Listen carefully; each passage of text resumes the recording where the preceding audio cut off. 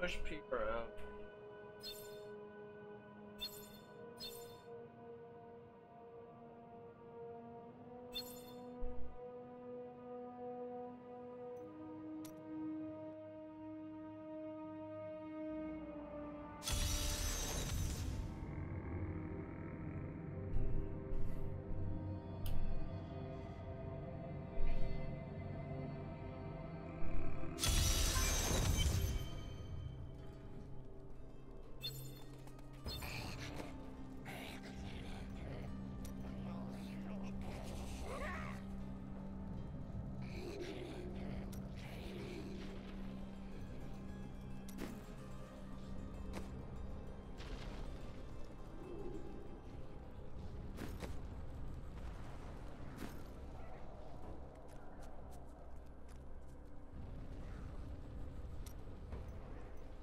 There is no way.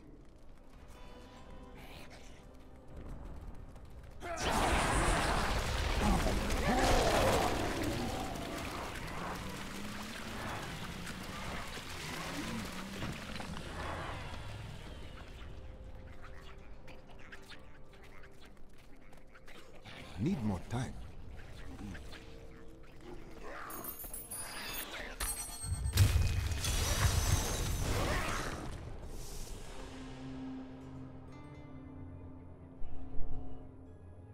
Are you ready? Not ready yet.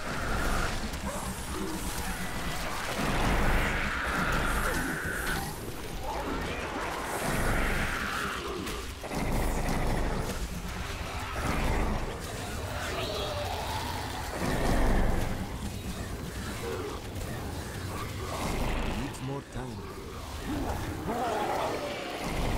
Got one tap.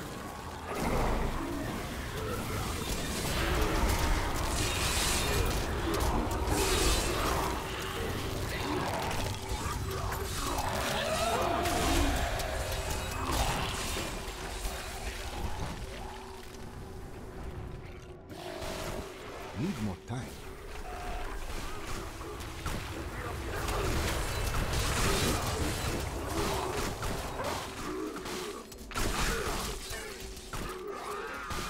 Need more time.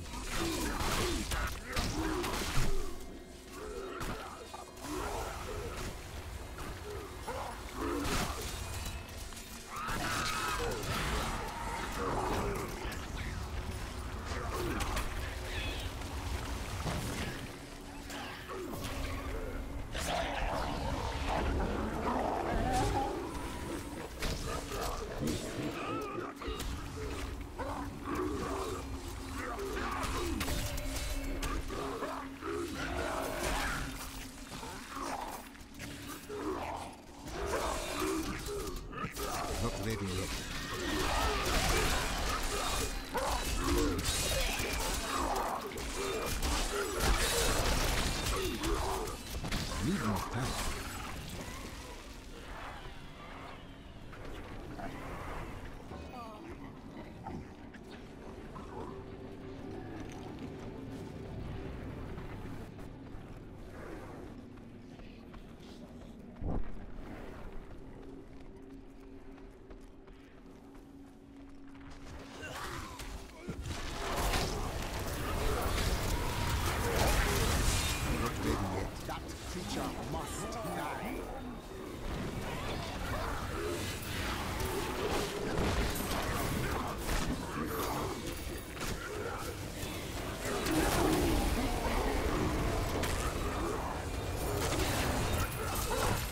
need help.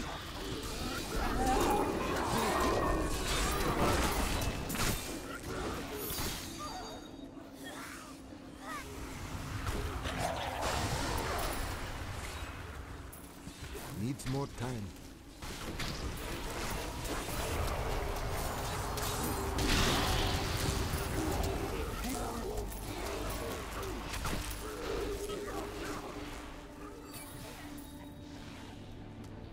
Need more time.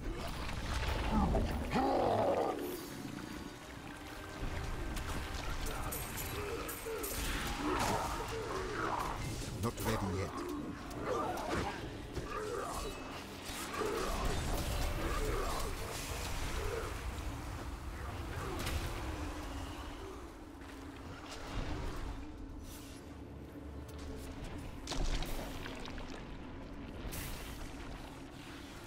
Needs more time.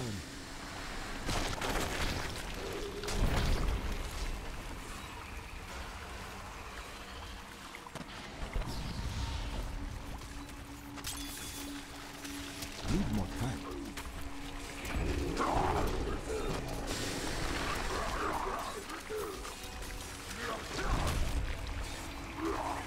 Not ready yet.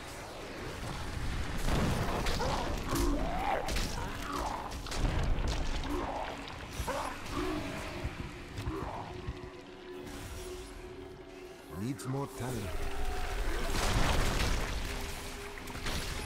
Aye.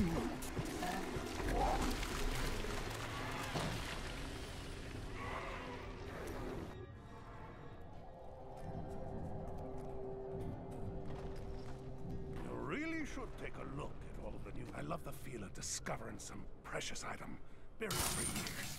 Exquisite.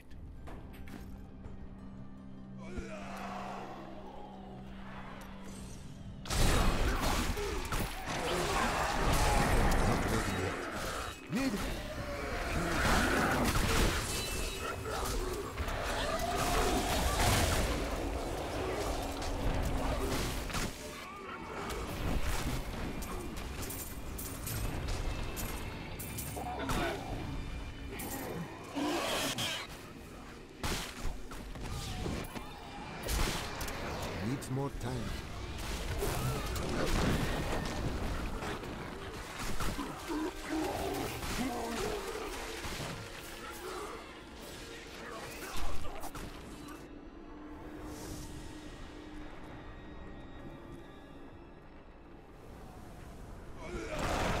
Spirit be free, warrior of the heavens. Need more time.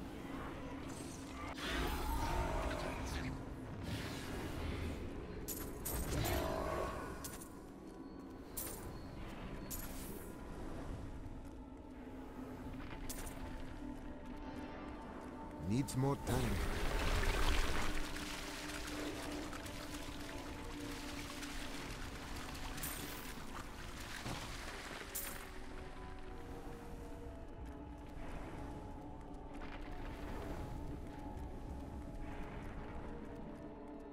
Not ready yet.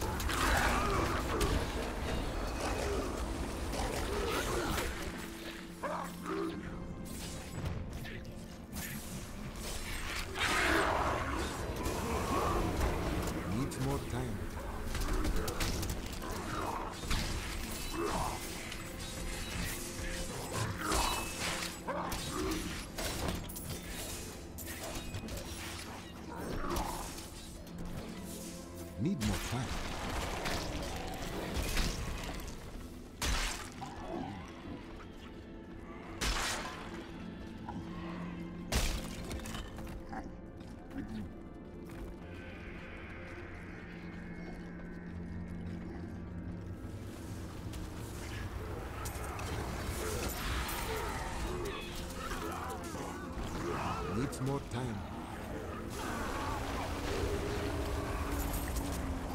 That creature must die. Need help! Not ready yet.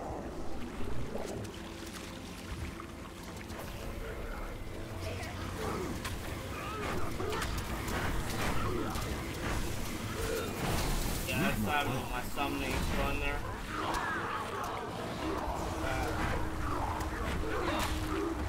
I am hurt.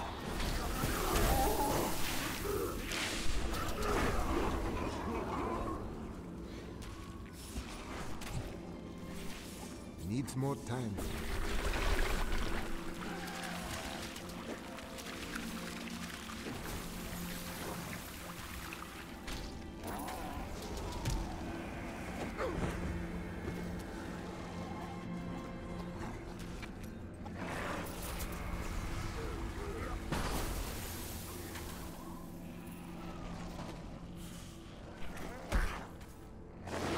Need more time.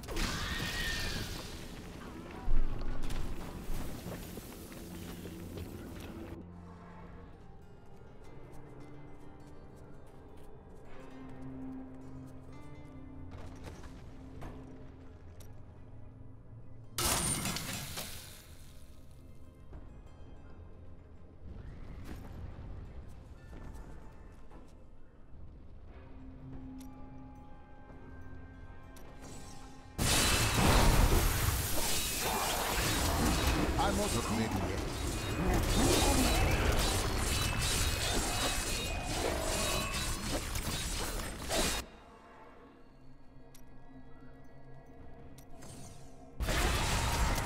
I am weak.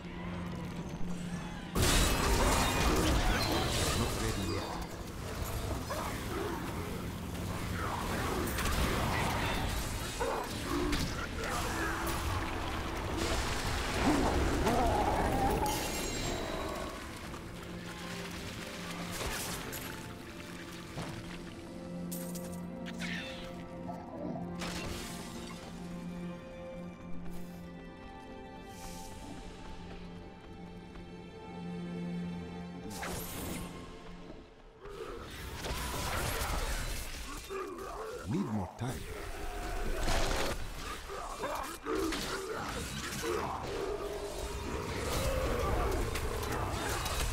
I am hurt.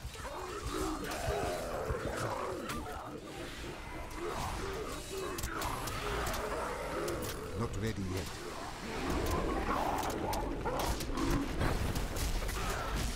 Need help.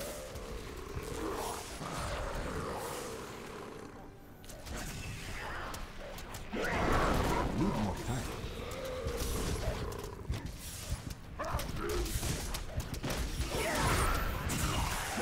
Need healing.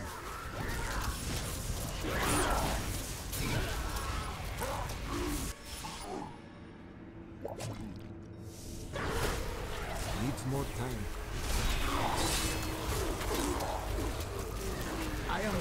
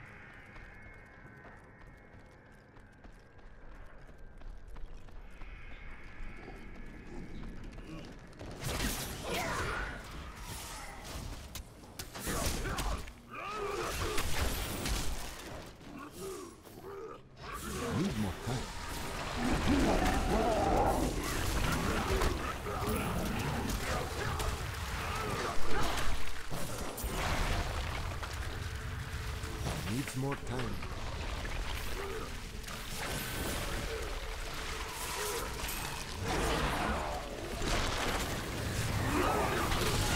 Need more time.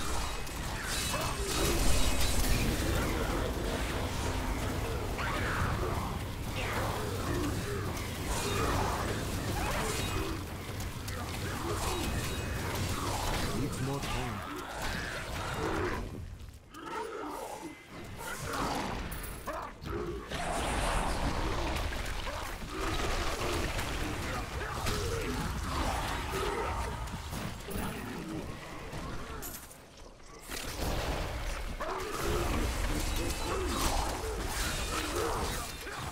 Not ready yet.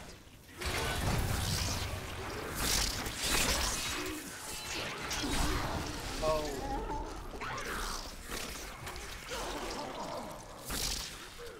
Oh, pull it down. Needs more time.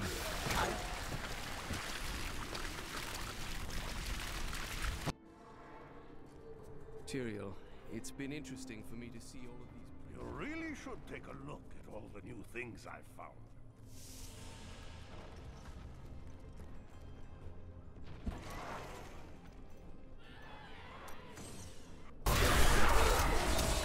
Need more time.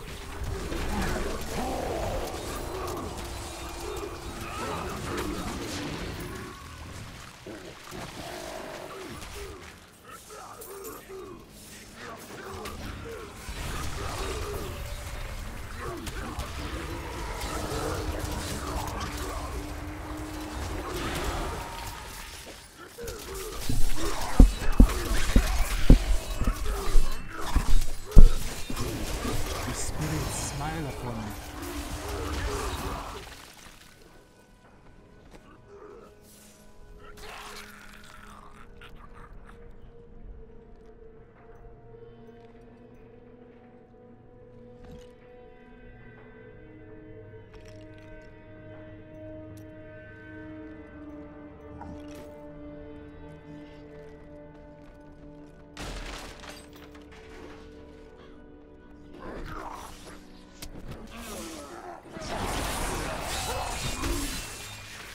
I grow weak.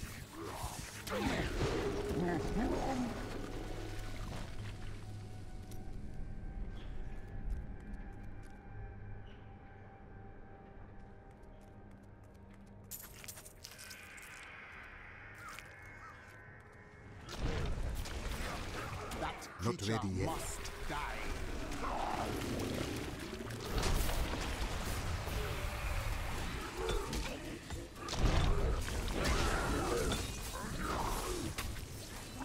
Need more time.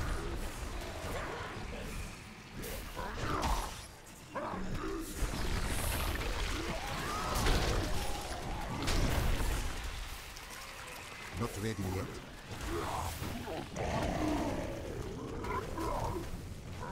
Need healing. Need help.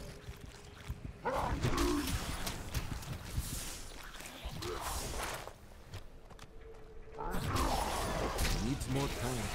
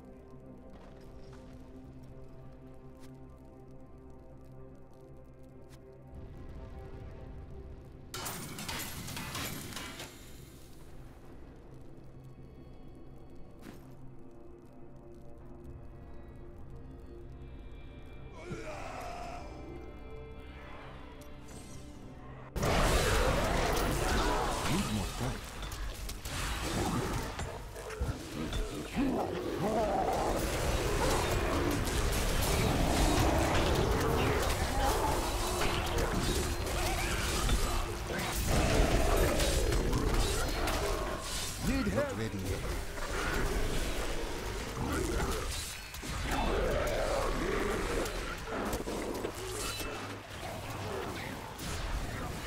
Needs more time. Need.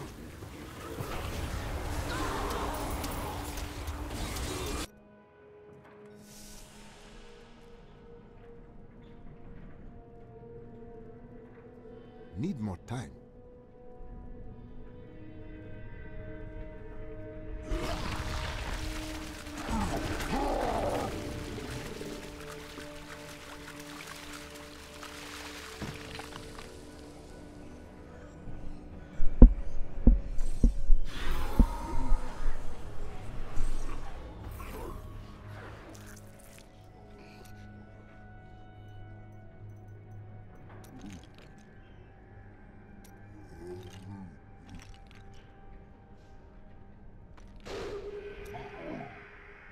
That creature must die.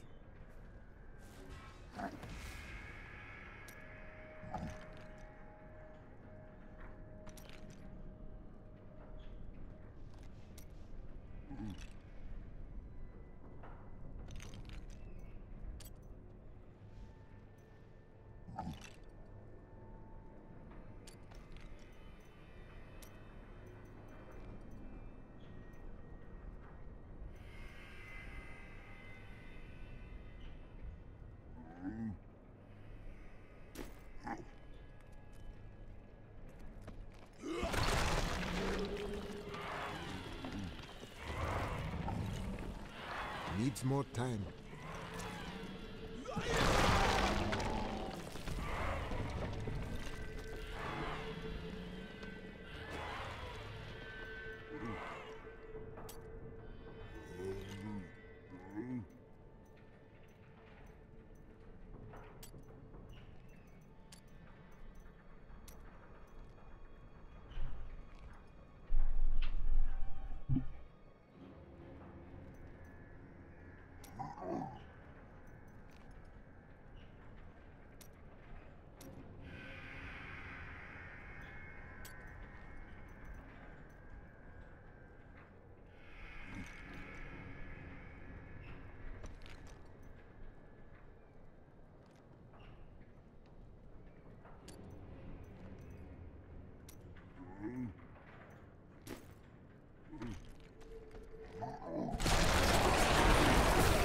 Not ready yet.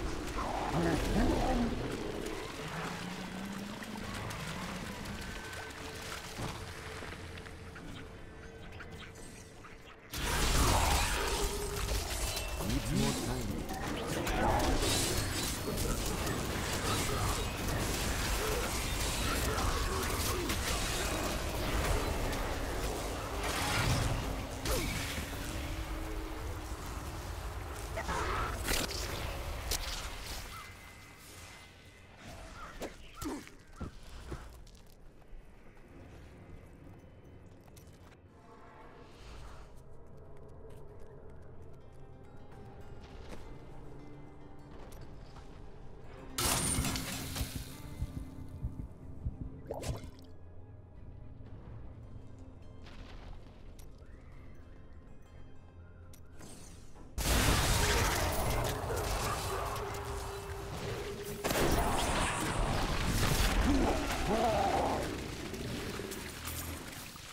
The Rift Guardian.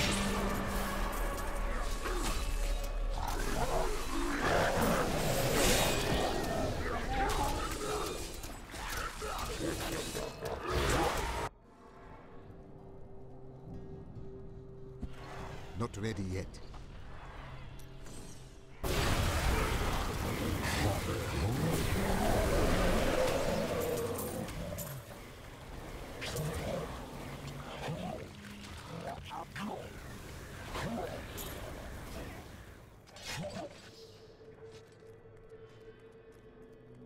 Need more time.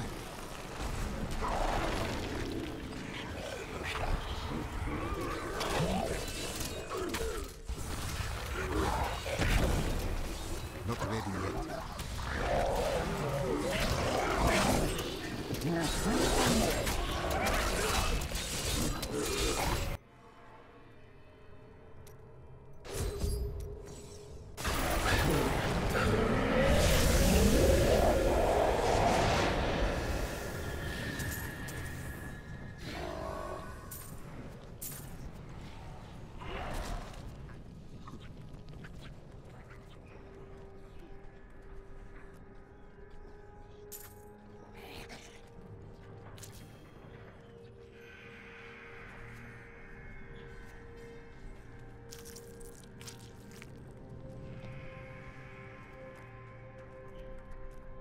I overflow with blessings.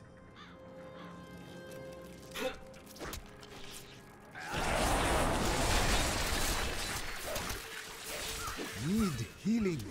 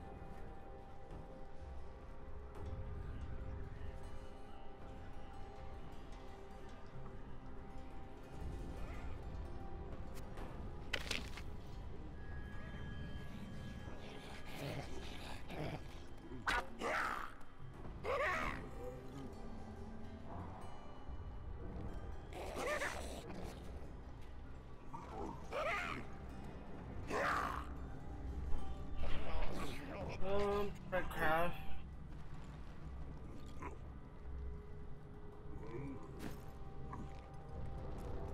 No way.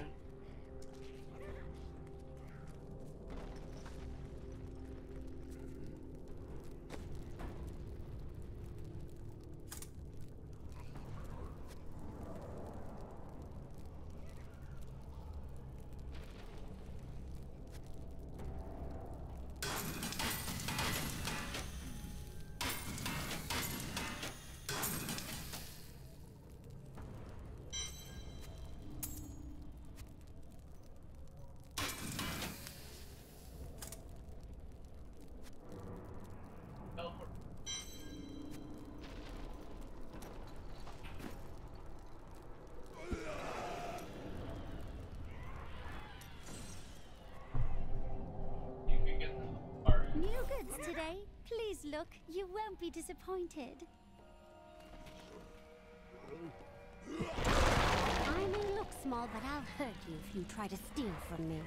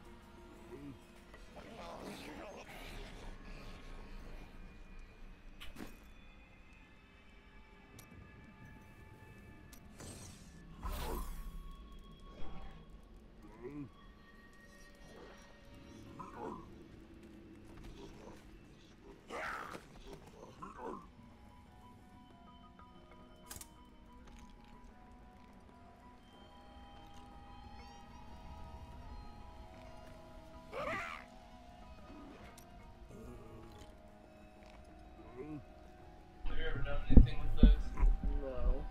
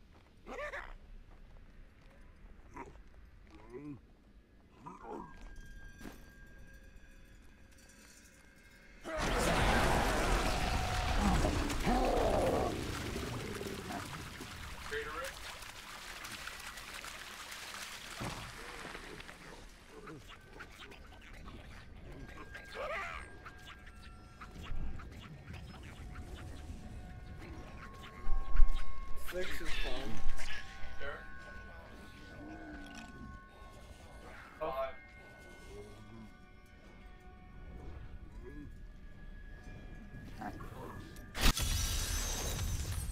Brave the rifts and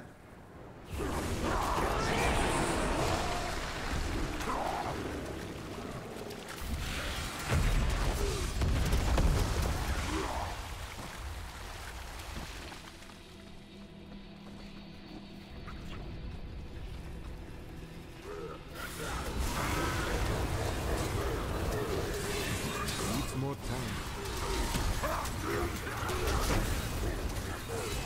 I will enjoy this.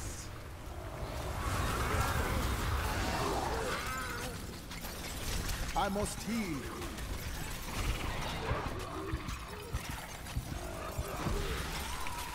I must wait longer.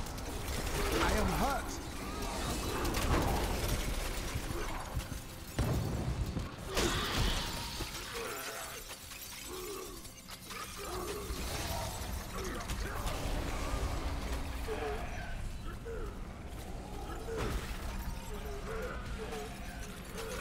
Need more time.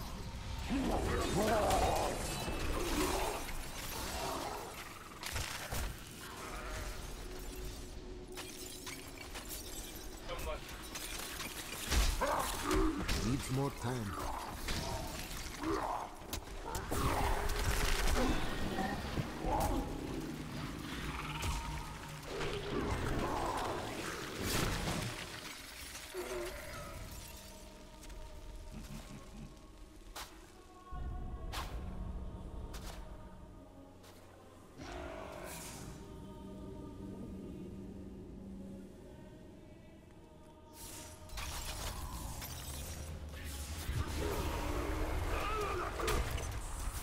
Not ready yet.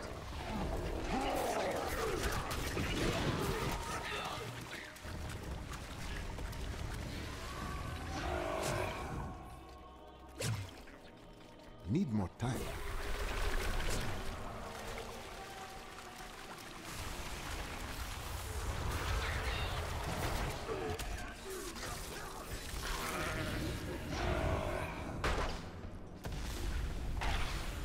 Not ready yet.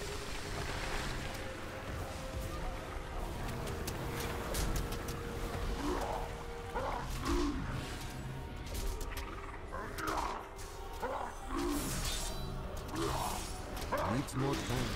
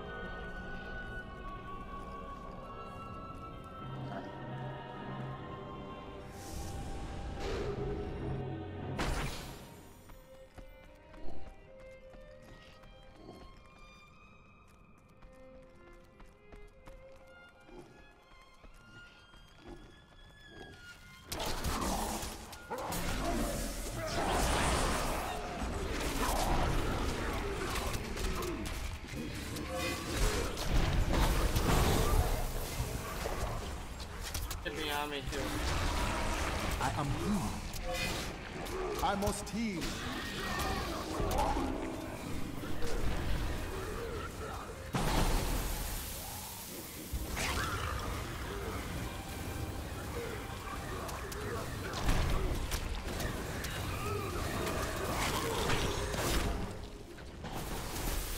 Need more time.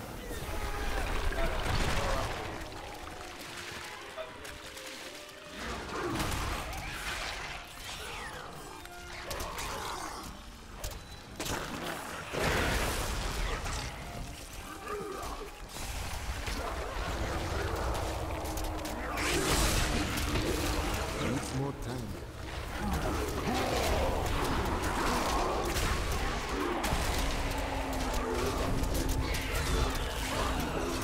Not ready yet. I must heal.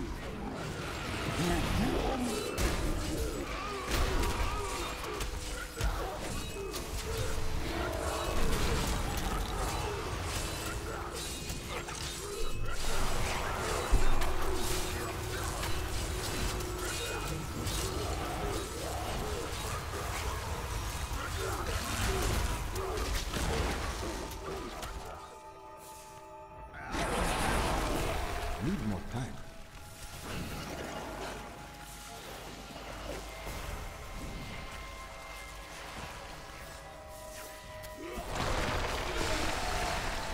Not ready yet.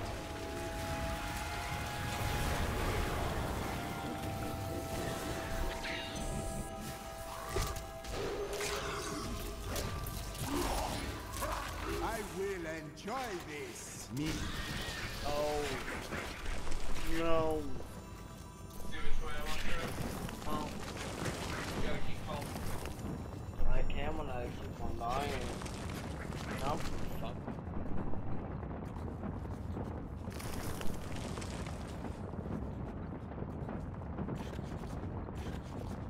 I mean, I keep on running, but more enemies just keep on following me, and they're fast. Everywhere, I am hurt. like fucking spawning and I die. I do it.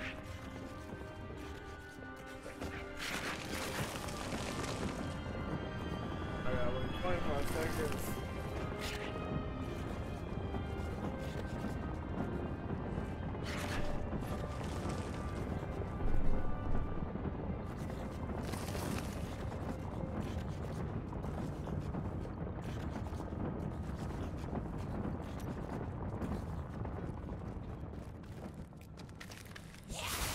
I grow Holy weak. fuck.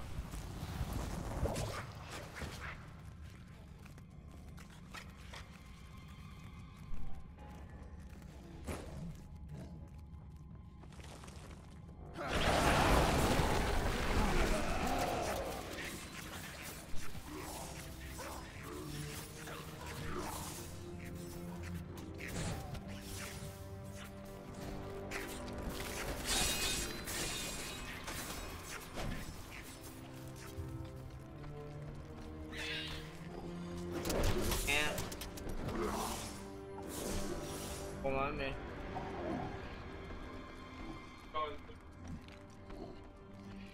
I remember.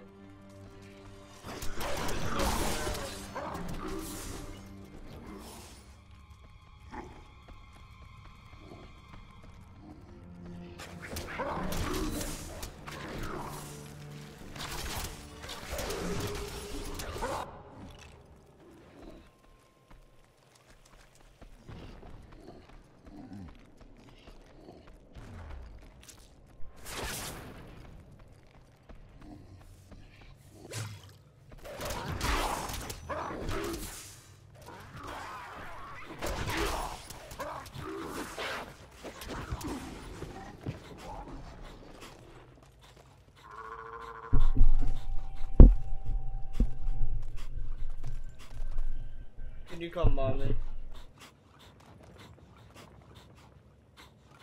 You come by me.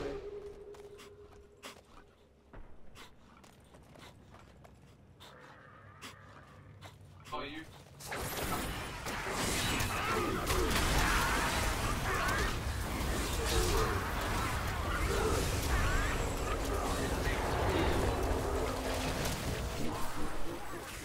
You never told me there was a timer.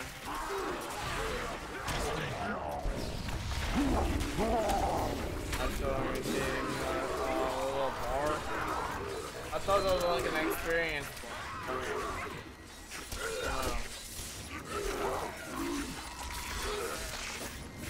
Needs more time.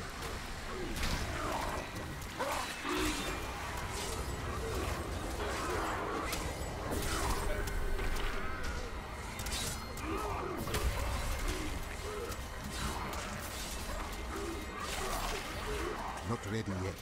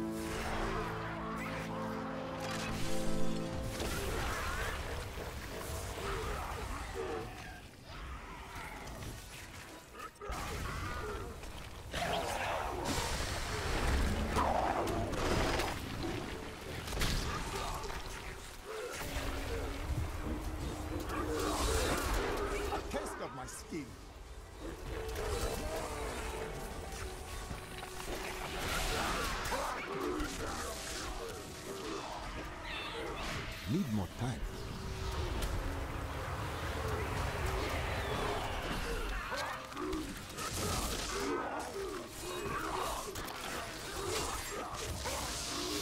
Needs more time.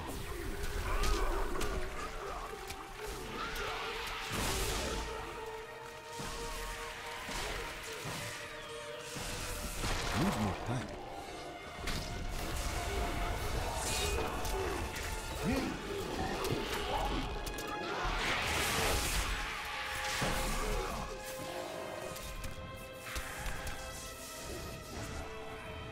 Oh, wait.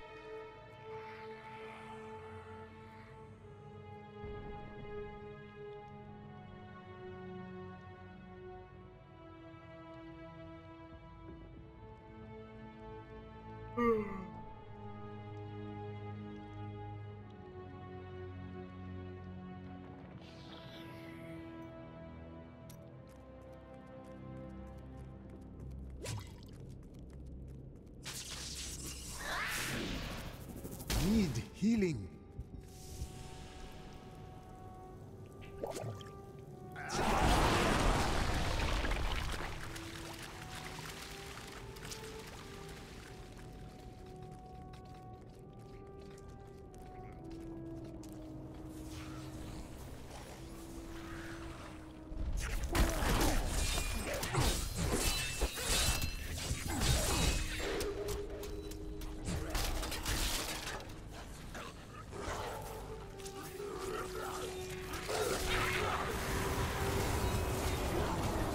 Not ready yet.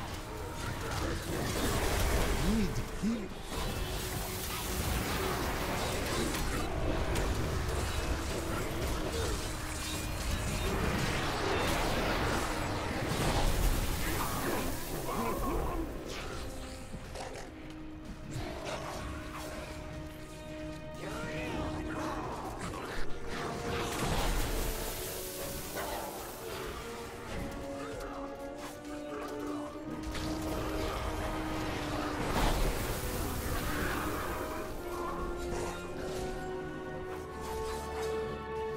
Need more time.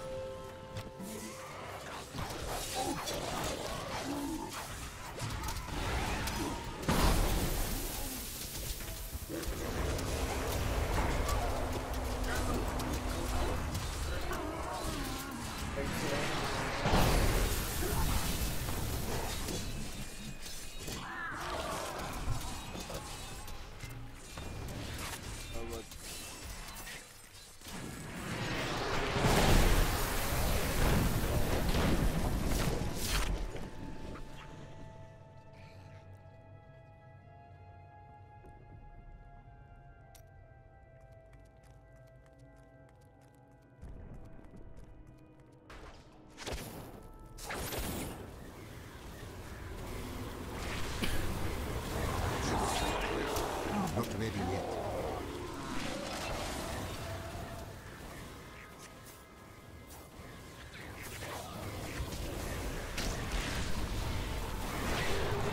The Rift Guardian has come.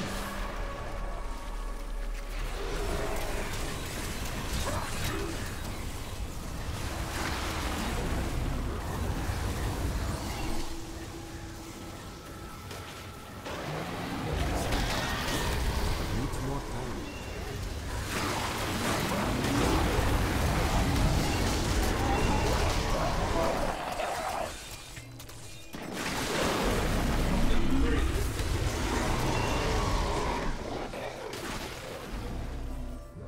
Need more time.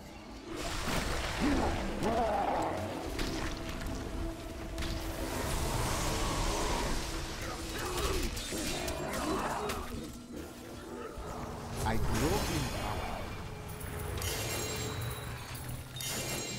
Overburdened.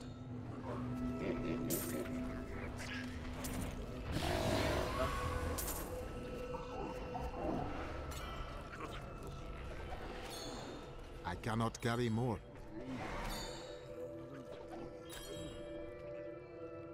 Blood truck. Don't charge any good.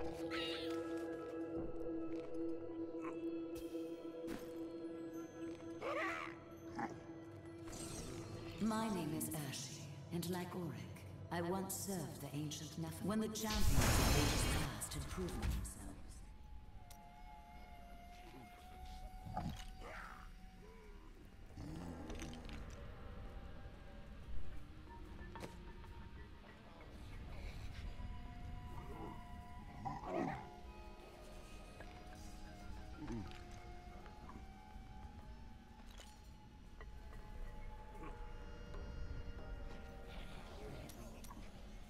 An ally has gone, but my foes lose strength.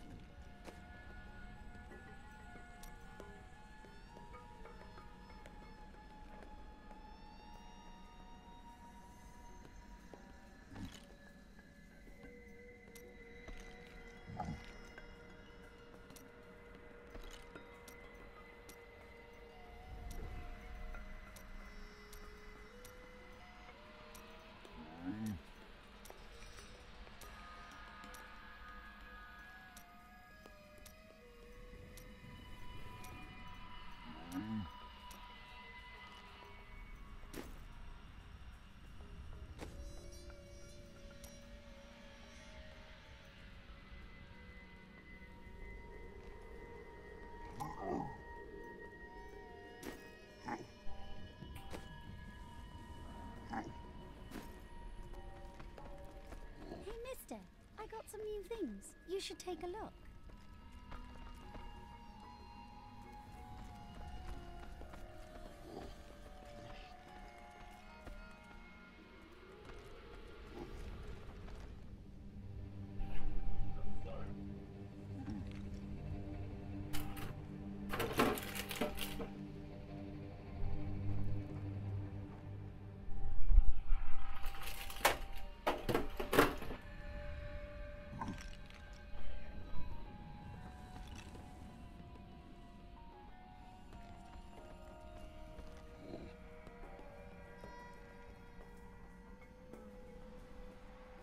I cannot do that here.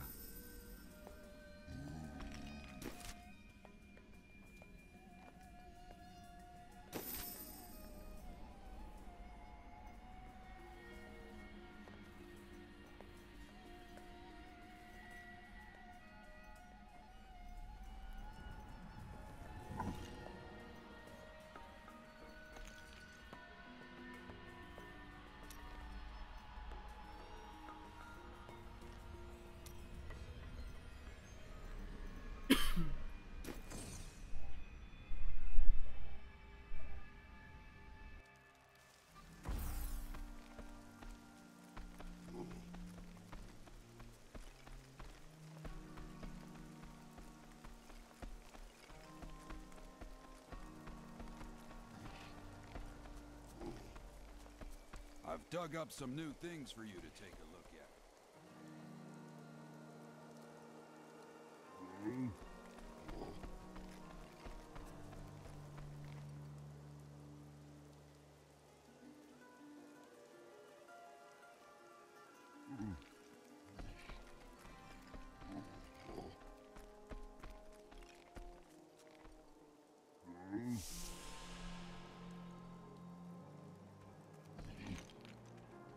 I have some new items that I'm certain you'll love. I suppose business will pick up now that the Skeleton King is dead.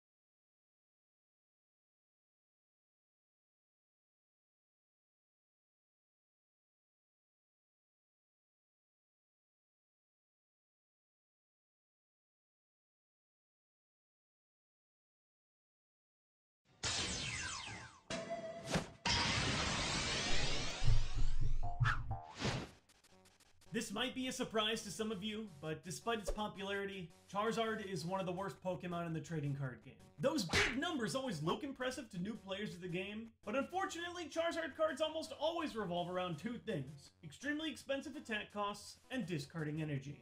Nearly 30 different Charizard cards have been printed over the last 20 years, and almost all of them are unusable in the competitive game. Today I want to talk about the opposite of Charizard and honor the best and most consistently strong Pokemon over the course of the Pokemon TCG's lifespan. I searched for single Pokemon that have been given multiple successful or powerful cards to see which Pokemon consistently produces the best ones. I tried to value both incredibly powerful tournament-winning strategies while also giving props to cards that have had multiple successes over the years. Hopefully along the way we'll be able to uncover some fun Pokemon TCG history, while also sharing what makes a competitive Pokemon card. Let's go! Number 10. Blastoise. What do Blastoise and Lil Wayne have in common? They make it rain. Normally you're only allowed to attach one energy card per turn, but starting with base set Blastoise and its classic Rain Dance Pokepower, you're able to attach as many water energy as you like in a single turn. 2? 5? 10? It doesn't matter! Once Rain Dance is in play, you're able to go crazy and break the game wide open. Blastoise EX's Energy Rain, combined with Holland's Cast Form, allowed it to power expensive attacks of any energy type, serving as the main pillar of the Blastoise Lugia Steelix Championship deck in 2006. And most recently, the Deluge Blastoise has been the foundation of plenty of successful water decks, including Jacob Van Wagner's 2015 World Championship victory. Number 9. Garbodor. Some Pokemon like Blastoise have a bit of an advantage because they've had several more years to print quality cards, but Garbodor is the youngest Pokemon on today's list, only getting cards starting with the 5th generation. If you've played the Pokemon TCG over the last 5 or so years, you're probably well familiar with one key word: Garbotoxin. Garbotoxin, Garbotoxin, Garbotoxin! They just keep printing Garbodors with Garbotoxin! It's an ability that allows you to shut off all other abilities, and when many decks run on abilities to activate their main strategy, Garbodor shuts them down completely. This job used to belong to a different pile of trash, with Muck, but one thing that has really pushed Garbodor to the next level is a brand new threat: Trashalanche. This new monster punishes your opponents for playing item cards by dealing massive damage, and has become the core of a brand new deck type that many argue is the best deck in Pokemon at the time of this video. Garbodor is trash, but its cards definitely aren't. Number 8. Jirachi. Jirachi has always been a fantastic support Pokemon multiple times over the years, and with so many different tricks. Hidden Legends Jirachi helped evolve your other Pokemon. Wishing Star Jirachi helped you draw important cards. Jirachi EX found supporter cards. Stardust Jirachi discarded special energy, and so on. There are so many helpful Jirachi cards with bizarre effects, but I'll always have a soft spot for Undaunted's Jirachi, which had a combination of energy acceleration with its power, and the ability to de-evolve your opponent's Pokemon with Time Hollow. This card played a critical role in my top 8 Worlds 2011 deck with Magnezone and Yanmega, usually giving me extra energy to throw with Magnezone's Lost Burn attack. Just like the Pokemon's lore, Jirachi usually makes your TCG wishes come true. Number 7. Dragonite. The original Dragon has had a long time to see different Pokemon cards, and it's seen a ton of success, often through strong attacks and abilities that allow it to work with energy cards. Team Rocket returns his Dark Dragonite paired with Dark Electrode to make a formidable combo in 2004, generating darkness energies and moving them around the board with Dark Trance. Shortly after that deck was no longer tournament legal, the Meta Knight deck ruled formats from 2006 to 2007, combining the oddly typed Delta Dragonite and Delta Metagross for energy acceleration and huge damage. The anti-SP Frontier Brain Dragonite helped Yuta Kamatsuda win the 2010 World Championships, where SP Pokemon were incredibly popular. And even unconventional strategies, like using the weaker but frustrating Deafen attack, have led Dragonite to regional championship victories. It's been a Pokemon of many different types over the years, but a ton of them are really good. Number 6. Darkrai. Darkrai is a weird Pokemon to put this high up on the list. On one hand, there are lots of weak Darkrai cards. In fact, most Darkrai printed are not competitive. However, the Darkrai cards that are good have ended up being insanely good, contributing to a stranglehold on the tournament metagame for many years. The first Darkrai EX was a true jack of all trades, providing free retreat in a support role and solid spread damage in an offensive role. It was turbocharged by the Dark Patch item card. It didn't just win Worlds, it won Worlds in back-to-back years for 2012 and 2013. In more recent days, Darkrai got a new EX, this time entirely built for firepower with the increasingly powerful Dark Pulse attack. Somehow, just 2 cards have won Darkrai countless events over the last few years of TCG history. And with an interesting new GX card coming around the corner, it's likely we haven't seen the last of the Night Terror yet. Number 5. Flygon. Good Flygon cards usually fall into one of 2 categories. The first is a common theme that you've heard often, energy, where cards like Legend Maker's Flygon EX and Delta Flygon were able to quickly accelerate attacks. The second, and the way I typically view Flygon, is nasty in-between turn effects. Delta Flygon EX piled on damage counters in between turns, spreading damage to the bench and compounding it with its Psychic Pulse attack. We also saw a similar damage spreading effect with the more recent Sand Slammer Flygon, piling on damage and then moving it with Dusk Noir. Flygon Level X, one of my favorite cards of all time, force your opponent to discard a card off of their deck in between each turn. Many players built decks around this ability alone, helping achieve the rare win condition of milling your opponent's deck completely. And it was also a great attacker against other Level X cards as well, with the greatest attack name ever. Extreme Attack. Extreme. Number 4. Mew. Mew is one of my favorite Pokemon cards because its flavor extends directly from the games. Mew can learn almost every attack.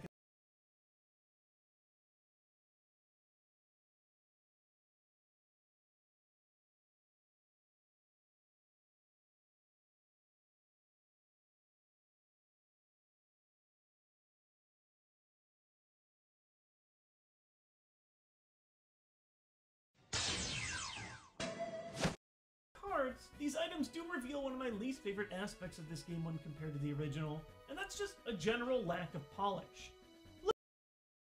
A plus clip for your Pokemon when you win.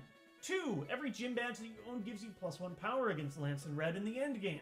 3. At the end of the game you get points equal to the gym leader's chip Pokemon. These add up, they're worth a lot of points. And 4, by far the most busted part, is that beating a gym gives you a ton of free Pokemon. Why spend your time catching Pokemon in the optional loops when you can just kick down a gym leader's door and get dozens of points and up to 3 Pokemon at once for free?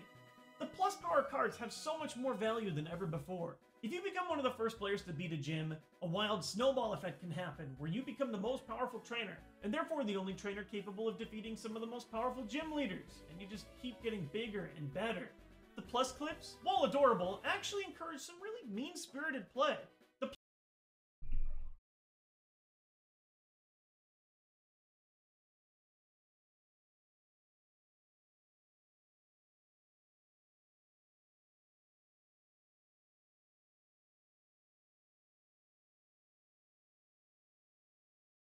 Hey guys, this is Austin, It has been nearly 4 years since the original Nintendo 2DS came out, but today there's an upgrade. Big shout out to Nintendo for hooking us up with the 2DS XL a little bit early.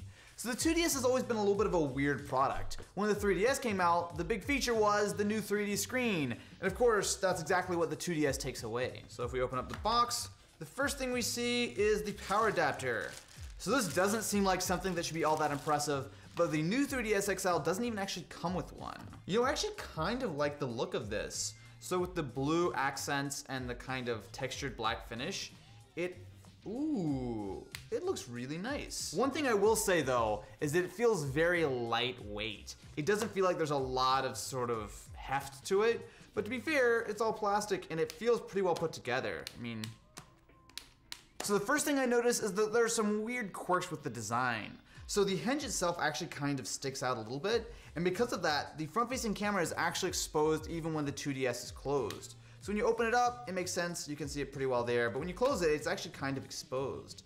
Something else that's kind of weird is that there's no obvious way to put the games in besides what I assume is behind this flap. Yeah. So inside here, we can put in a 3DS game, a DS game. We also have what looks like a micro SD card, which is going to be 4 gigabytes. So right here beside the headphone jack, there's, oh, the stylus. What? That is the smallest stylus I've ever seen. What? Hold on. So this is what the normal 2DS stylus looks like. You know, it's meant for human hands. Whereas this is the 2DS XL. It is a lot smaller. Like, I don't even, how is that even supposed to make sense? That is, comparing the original 2DS with the XL, the first thing you'll notice is that the XL is a lot bigger. And a big part of that is that it now has a clamshell design. So when you look at the original 2DS, something I think a lot of people made fun of was a sort of weird flat design. Now to be fair, in the hand it actually doesn't feel too bad depending on, you know, how big your hands are. For me, it feels about right. But when it comes to actually trying to put this in your pocket, good luck. Whereas something like this, even though it is fairly large, it folds up nice and neat. I will say I do like the look of the 2DS XL. So as far as I know right now in North America, there's only this black and blue color, but I think it looks pretty nice. Something that I really keep coming back to though, is that this is really light. It feels not cheap, but lighter than you would expect. The real comparison here though is with the 3DS XL. And the first thing I noticed with these two is that they actually have slightly different camera layouts. So with the 3DS XL, if I open this guy up, you'll see that there are 2 3D cameras, or I guess 1 3D camera on the back. So essentially you can use this for some mini games, but they actually do take stereoscopic 3D images. Now the 2DS XL also has that, but instead of being on the screen, they're actually on the back. What? Yeah, that's what I said. Weird, right? Put them side by side, and the biggest difference that you'll notice between the 2DS XL and the 3DS XL is the lack of 3D screen. So with this guy, you can turn on the 3D switch, you can adjust it to the sort of strength that you like, and there were some cool things that they did do with the 3DS XL, including some eye tracking to sort of customize the screen. As before with the 3DS, if you got a little bit off axis, it could look really weird. However, for me, I just don't really enjoy the 3D. It's kind of nice, a couple games do it well, but for the most part, that switches off all the time, which essentially means it's the same as the 2DS. So this is the new Nintendo 2DS XL, and that new name means that it has the upgraded specs from the 3DS.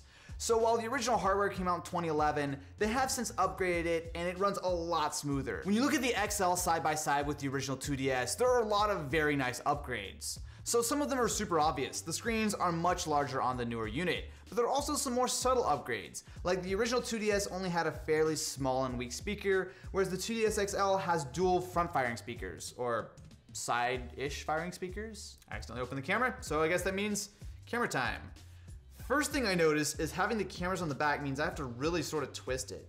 So if I try to take a shot of Savage Kenny here, that's some potato quality. Again, the angles are super weird. You actually kind of have to... So you might not want to take your next selfie masterpiece on it, but for a lot of the stuff like games that need it for AR stuff, it works. Of course, as a game console, we have to play some games. So to start with, we have Pokemon Sun. The Pokemon games, I will be totally honest with you, are a huge reason why I played the Game Boy, the DS, and the 3DS. That's really what keeps me coming back to Nintendo handhelds. And Sun, I think, is, well, another one that I've spent a lot of money on. You spent a lot of money on? Yeah, I bought a lot of Pokemon games. It looks good. The screens on the 2DS are not great, to be totally honest with you, but it's about the same as every other 3DS, so there's really not a whole lot to complain about. Speaker also sounds decent.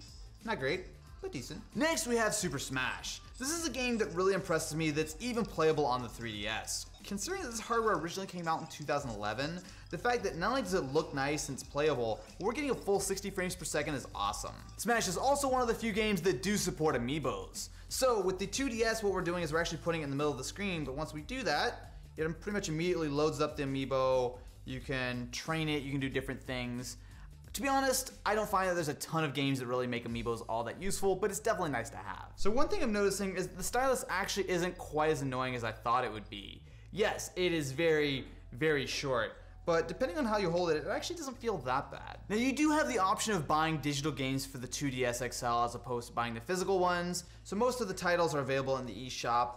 But generally speaking, I'm not a big fan of the way that Nintendo handles a lot of the account stuff, and to be honest, I prefer having the actual physical games. What is cool though is you do have the full virtual console on here. There aren't a ton of games, but you do have a fair few options such as the original Pokemon games, you have some NES titles, some Super Nintendo games, Game Boy Color, and there are still more coming. For example, Pokemon Gold and Silver will be available on the 3DS a little bit later in the year. So Nintendo is still making both the 2DS as well as the new 3DS XL right now. So which one should you pick up? Well, if you want to be cheap and you want just a basic Pokemon machine, it is hard to argue with the 2DS at about $80.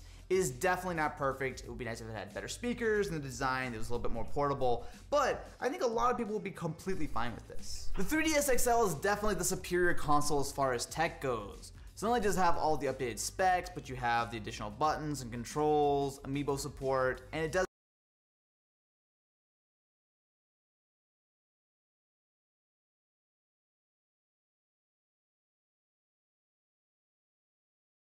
When it comes to American television, there's almost no show that has better encapsulated the state of the country from year to year than South Park. For 20 years of my life, Stan, Kyle, Cartman, and Kenny have been experiencing the same twists and turns of recent history as me. They were there at the start of the Bush years, the beginning of the War on Terror, Hurricane Katrina, the inauguration of Barack Obama, and all of the changes, or lack thereof, that we have experienced since. There's no doubt that South Park is a fixture of American pop culture, and considering its legendary status, it's no surprise that it is absolutely filled with incredible and oftentimes controversial characters. Still, when it comes to choosing which character from the show I should study first, there was no question at all. Who's the boy that can laugh at a storm cloud, turn a frown into a smile for free? Who's the kid with a heart full of magic? Everyone knows it's Butter. That's me.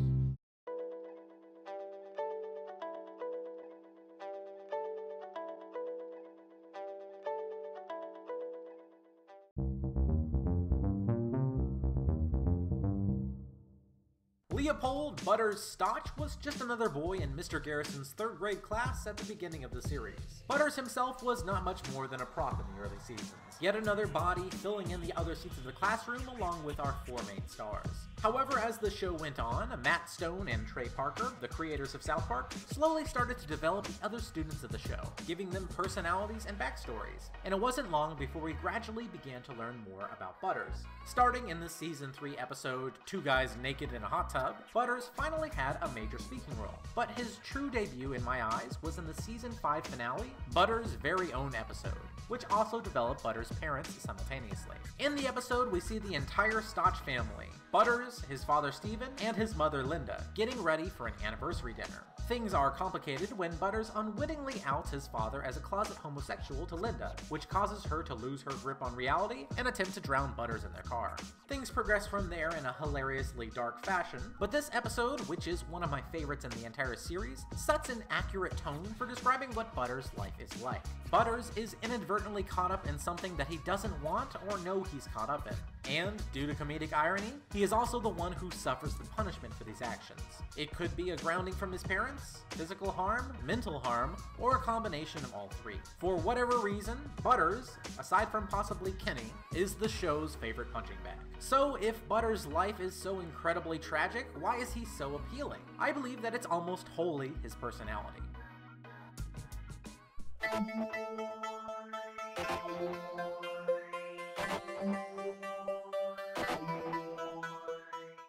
When the showrunners finally began to use him, Butters was really just a goody-goody. He was overly nice to everyone, for little reason other than that seemed to be what he was told to do. And Butters, like a good boy, did what he was told. Early on, most episodes featuring him tended to challenge this belief pretty hard, which is why he came off as very timid. Someone, usually Cartman, would ask Butters to do something that goes against what an authority figure told him to do.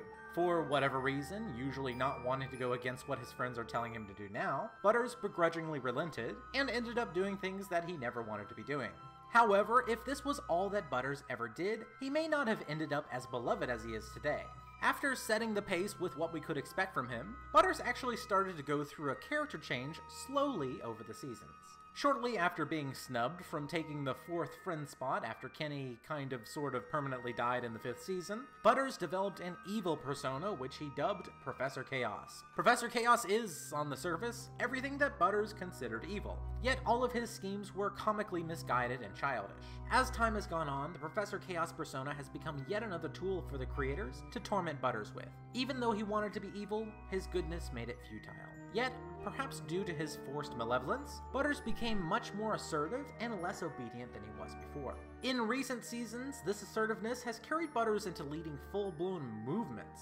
He's not afraid to call out Stan, Kyle, or Cartman on their bullshit, and has even stood up to his parents on occasion. In some episodes, his assertiveness has turned into aggression, and as a viewer, I have to say that it's actually pretty refreshing to see Butters stand up for himself, even if he is still misguided at times.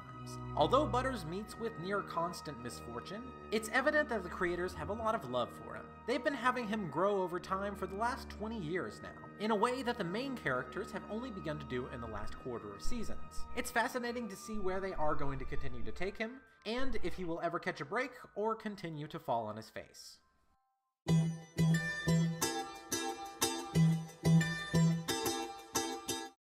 Talking about design and South Park is pretty much a joke in and of itself.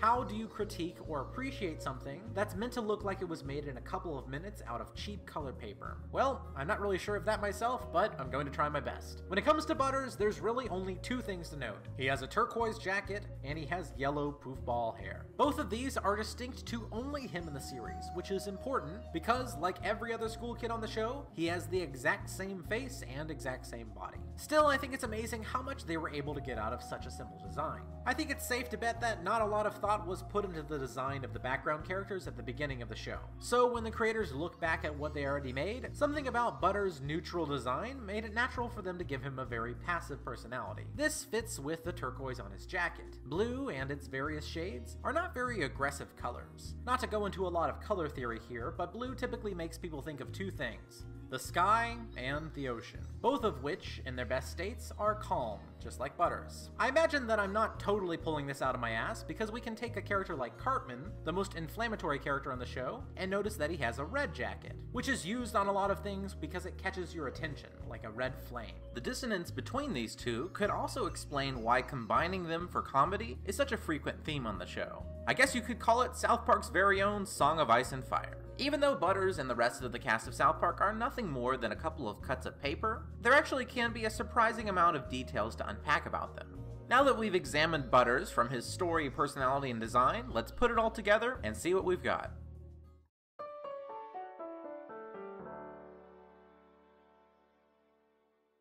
It seems like with each season of South Park, Butters is focused on almost as much as the 4 main characters of the show. In the 200 plus episodes that we've seen, almost 1/4 of them have a heavy focus on this little guy. And after examining everything that makes him him, it really is no wonder. Butters' character is in constant development, in a way that our actual main protagonist, Stan Marsh, has only started to do in recent seasons. We know just about everything there is to know about Butters, his family, and the way that he tries to live. It's satisfying to watch him succeed and be happy. But it's also morbidly hilarious when he faces misfortune time and time again. Whenever a new season is on the air, I'm always most excited to see where life in South Park will take Butters next. Leopold Stotch, just like so many in that poor little pissant mountain town, is a great character all around. As always, I'd like to thank everyone who supports me on Patreon, including my top patrons Corey Mosdy and Austin Lau, and until next time,